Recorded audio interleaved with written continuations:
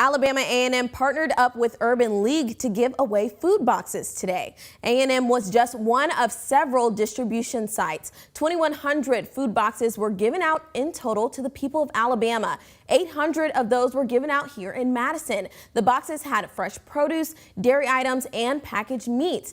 These food boxes were available to anyone in need. We need food.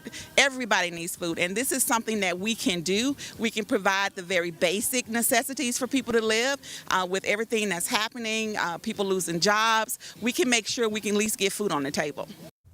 AAMU said this is just the first food distribution of many to come. For more information, head on over to rocketcitynow.com.